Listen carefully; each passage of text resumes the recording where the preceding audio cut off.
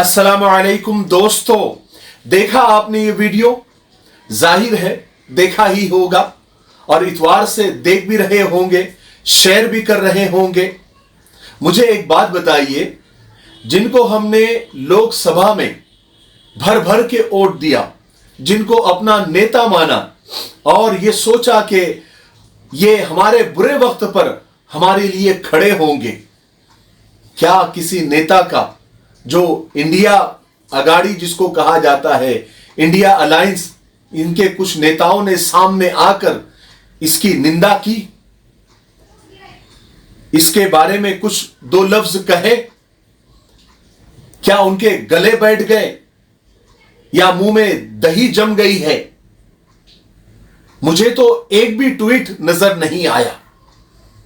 लेकिन इस मुद्दे पर बैरिस्टर असदुद्दीन ओवैसी ने 6 दिसंबर 2 का इसको नाम दिया और कहा कि कोल्हापुर के विशालगढ़ में 6 दिसंबर को दोहराया गया, रिपीट किया गया और यह भी कहा कि यह एक टेररिस्ट अटैक है मस्जिद के ऊपर।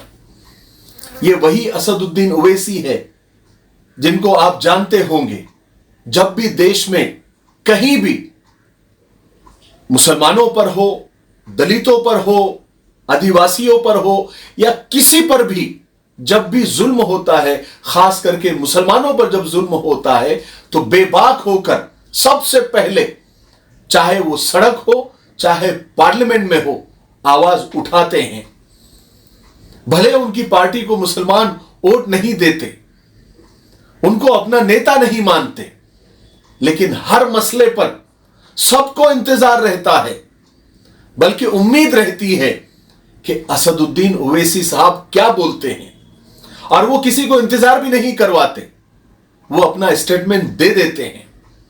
और जिन नेताओं पर मुसलमानों को भरोसा है, जिनको भर भर के मुसलमानों ने इस इलेक्शन में वोट किया, उनके इस वक्त गले बैठे हुए हैं। ऐसा लगता है कि इल्म और अदब के सारे खजाने गुजर गए, क्या खूब थे लोग पुराने गुजर गए, बाकी है फकत जमी पर आदमियों की भीड़, इंसान को मरे हुए तो जमाने गुजर गए। क्या हो रहा है मुल्क में, क्या हो रहा है महाराष्ट्र में? क्या इसलिए हमारे बुजुर्गों ने इस देश को आजाद कराया था? और किस लिए हो रहा है?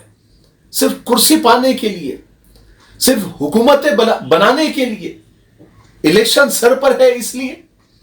कोल्हापुर के विशालगढ़ का मसला जो चल रहा है, आपको लगता है सब आनंद फानंद में हो गया है?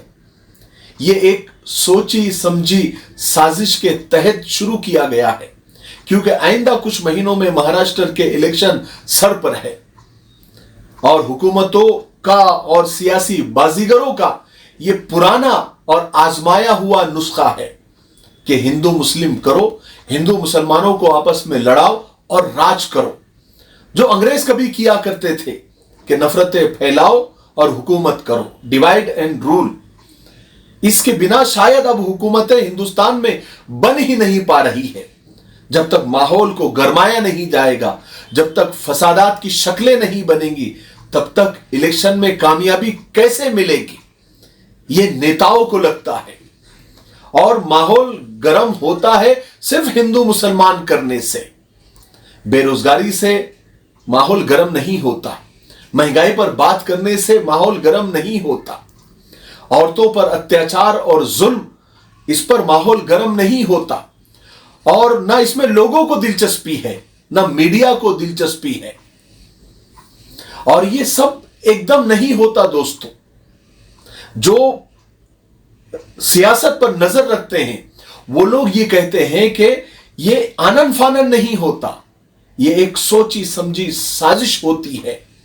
पहले जहां पर यह तय होता है कि यहां पर ये सब करना है, इलेक्शन से पहले पहले वहां पर नफरत अंगेज तकरीरें शुरू होती है, नफरती नेताओं का ज्यादा आना जाना शुरू हो जाता है।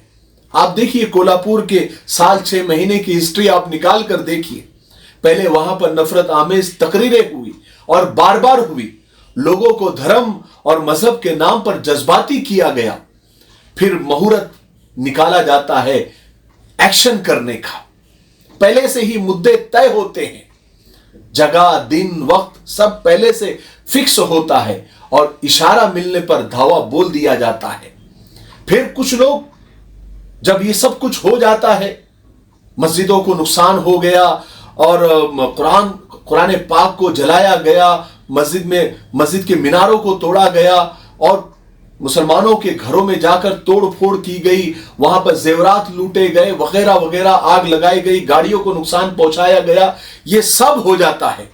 फिर शुरू होती है सियासत, फिर शुरू होता है राजकारण, फिर मीडिया को भी बड़ा मजा आने लगता है। फिर कुछ लोग इसकी हिमायत में आकर अपनी सियासी रोटी सेकते हैं और फिर कुछ इसकी मुखालिफत में आकर अपना राजकारण चमकाते हैं। आप देख ही रहे होंगे ये सब नाटक। फिर कुछ तंजीमों को और कुछ छुटपुट संगठनों को ऐसे मौके पर चमकने का मौका मिल जाता है, जिनका मकसद भी आगे चलकर सियासत ही करना होता है। सबको कुर्सी चाहिए, सब इख्तिदार के भूखे हैं, कोई मुखलिस नहीं है। ऐसा नहीं है कि शैतान मर गया, शैतान तो जिंदा है, हाँ इंसान मर गया। देश में सिर्फ अब यही मसला रह गया है। क्या अब हुकूमत के काम और पुलिस के काम और प्रशासन के काम अब कुछ नफरत पसंद हिंदू तंजीमों ने अपने हाथ में ले लिया है? क्या उन्हें इतनी ताकत, इतना पावर दे दिया गया है कि वो दिन दहाड़े किसी की भी घर में घुस जाए, तोड़फोड़ करे, मस्जिदों में घुस जाए, आगजनी करे, कुरान पाक की बेहुरमती करे, मस्जिद के मीनारों को शहीद करे और सब देखते रह जाए? क्या ये लोग खुद कर सकते हैं बिना सपोर्ट के? हरगिज नहीं, हरगिज नहीं। कोई ये मानने को तैयार नहीं होगा ये लोग बिना सपोर्ट के और बिना किसी बड़े के इशारे के नहीं कर सकते। अब बहुत सारे मुनाफिकीन, दोगले नेता सामने आएंगे, घड़ियाली आंसू बहाकर चले जाएंगे, होगा कुछ भी नहीं, फिर हमें अगले हादसे का इंतजार करना पड़ेगा। दोस्तों याद रखें, जब तक हम अपनी सियासी ताकत नहीं बनाएंगे, अपना लीडर नहीं चुनेंगे जो हमारे बीच का नहीं होगा और अपनी सियासी नुमाइंदगी जब तक नहीं बढ़ाएंगे, ऐसे हादसे नहीं रुकेंगे। मैं आखिर में हजरत मौलाना खलीलुर रहमान सज्जाद नोमानी के एक छोटी सी क्लिप सुनाकर आपको छोड़ना चाहूंगा और आप सोचिएगा जरूर कि हमें आगे करना क्या है।